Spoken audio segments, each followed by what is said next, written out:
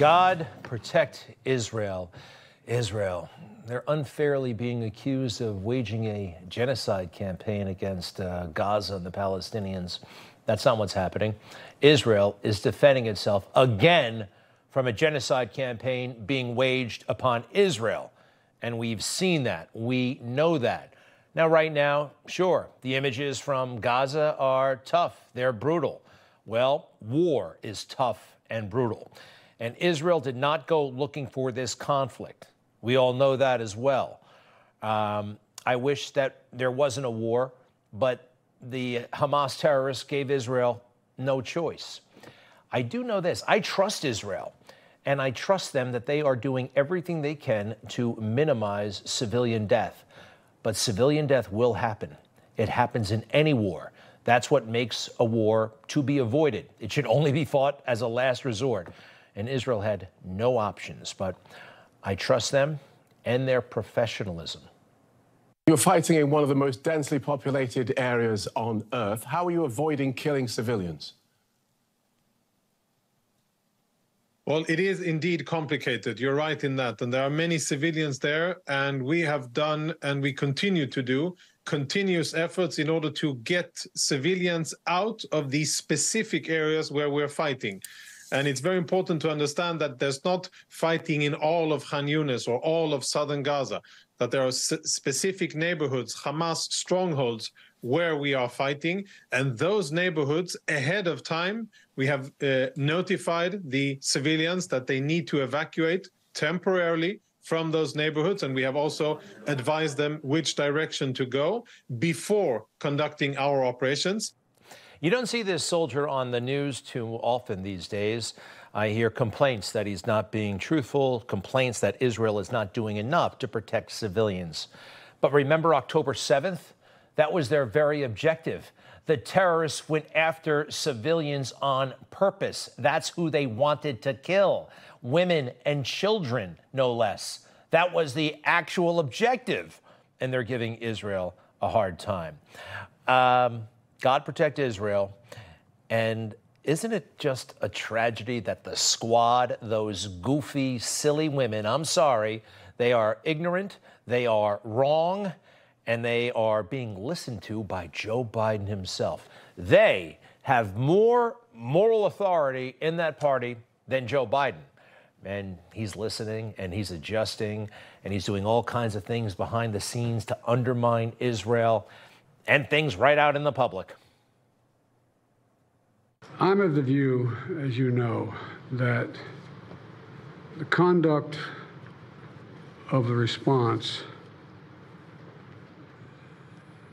in Gaza, in the Gaza Strip, has been over the top. Over the top? No. October 7th, do you remember? War is hell. That's kind of a given. We all understand that. They invited this hell upon themselves. Hamas did. And it's awful what's happening. But this was awful, and this is how it started. They deliberately went after non-combatants. And I wonder if they regret it yet. I wonder. Next, please. This is kind of over the top, too. The scene at our southern border, which is being, well, let's face it, kind of encouraged by this administration. They want it for power. You know where these people are being shipped to? Illegal migrants all over the country. The federal government is conducting an airlift campaign to some of the biggest cities in America. Sooner or later, the thinking is that they will be able to vote and they will increase the population and perhaps increase congressional delegations. The left, they see what they want to see. It varies, and sometimes it's really, really stupid. Check out what they're doing.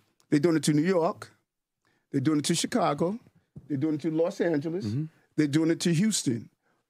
What is the same in all those cities? All black mayors. Governor Abbott wanted to happen. We're going to turn these cities against their mayors. We're going to create this environment where they're all going to go against their mayor. Go Google what they're doing to my brother in Chicago. Go Google what they're doing to Sister Bass. So the cities have now turned against these black mayors that are making real change for the first time. By over-policing black people. And they're using this to say, okay, these black mayors are not competent. They can't run their cities. Well, he definitely got that right about himself, not competent. All he's got, by the way, is the race card. That's the only card he plays. And it's gotten him this far. Quite frankly, it's gotten him that far. Look, the president of the United States, Joe Biden, said this. People don't realize, they forget. He wants to be the most progressive president since FDR. He is out to socialize America to a greater extent than even Barack Obama, because he wants to show up Barack Obama. You know, nobody really seems to be aware of this. They all bought into the fiction that these guys were friends, and they weren't friends. Obama had no respect for Joe. He saw him for what he was, a vapid guy who was given to all kinds of verbal gaffes, just kind of goofy and weird. And Joe resented that a man like himself, who had been in the Senate for like 40 years, was not the president. He was elected senator in 1972. He feels he should have been elected president in 2008. Remember, he ran. He ran in 1988. Instead, America went with Barack Obama, who was in 4th grade when Joe Biden was in the United States Senate. That really is something. So Joe resents Barack Obama and wants to be even more significant historically.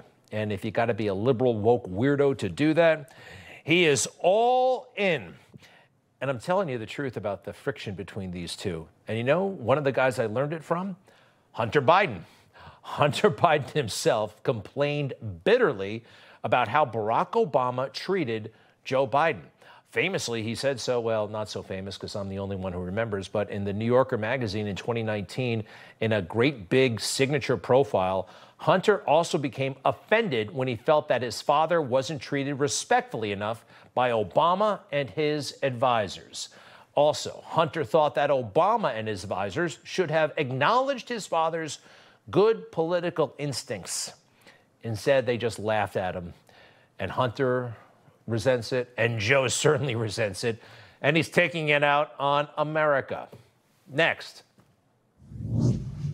Just 24 hours after a New York judge placed a gag order on former President Trump, he's already attacked the judge and his daughter. He's publicly attacked the prosecutors and the judges involved in his many legal cases. Donald Trump is continuing his social media attacks against the judge and his daughter. Trump had tried to stop or delay the trial, a line he continued today outside court, once again attacking the presiding judge. Attacking. It sounds so severe. It almost sounds violent.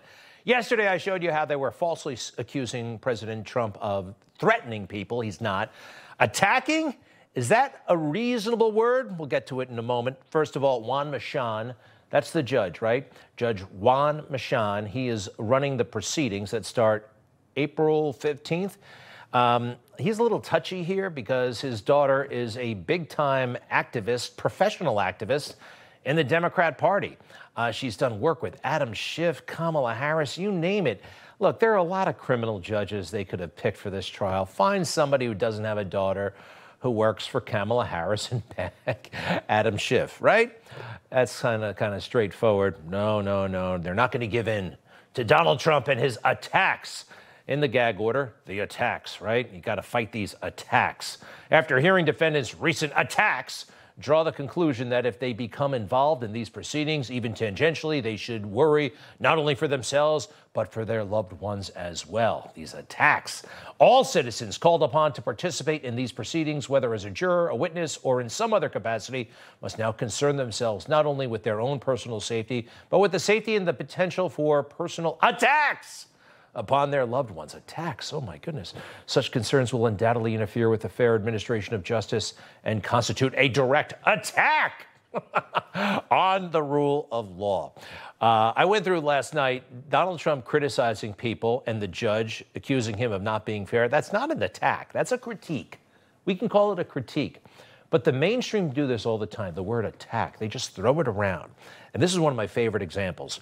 Who remembers Kayleigh McEnany back when she was cool, back when she was a White House press secretary for Donald Trump? She didn't like Caitlin Collins. I don't either. And she had some words for Caitlin Collins. Take a look. Thank you, everyone, for the very good and substantive questions today. Do you understand that you lost?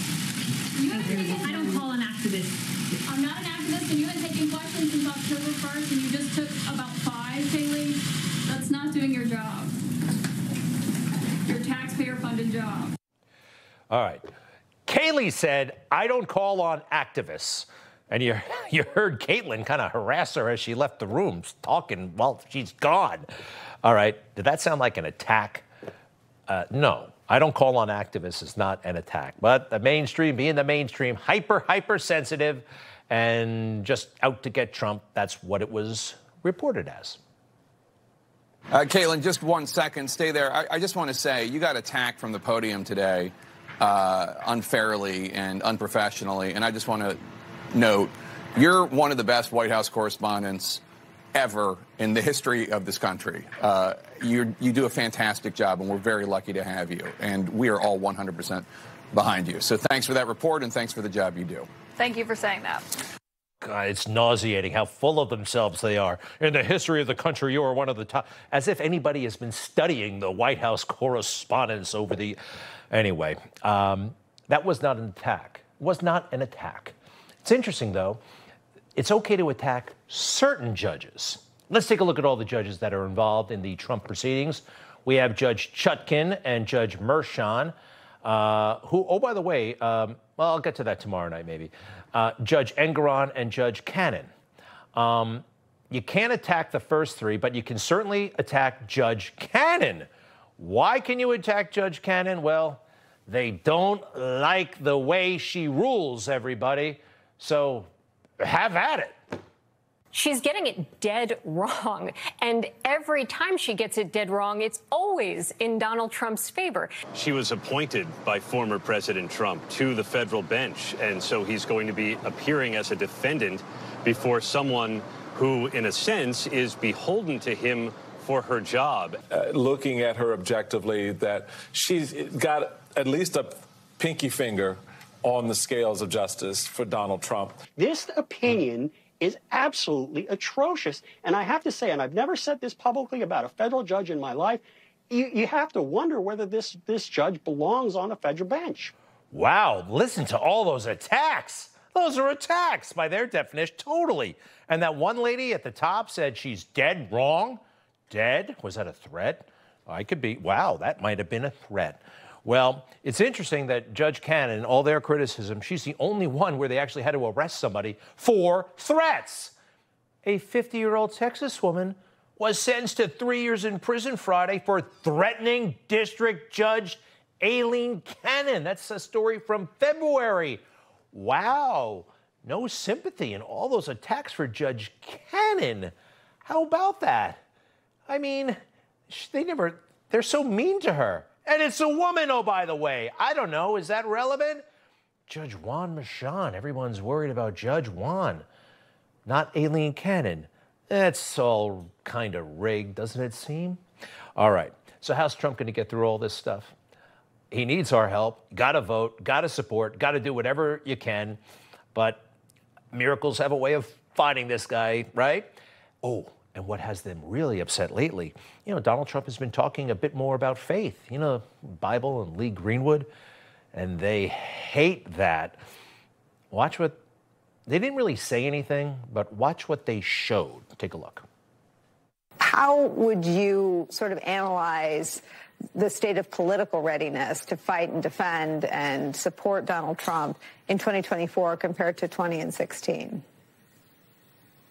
Well, I know there are several groups that are working to mobilize pastors and churches, and obviously there are rules around, you know, IRS rules and nonprofit status that restrict what churches can do to some extent. But those are rarely enforced. First of all, those are rules that Donald Trump promised to do away with when he was running for president the first time in 2016. Lady, be quiet. Look at what they did. Look at what the breaking news is at the bottom of the screen. Trump infusing Christianity into his movement. Wow, breaking news. How dare he? Maybe that's what they're really afraid of. They shouldn't be. It offers hope for all.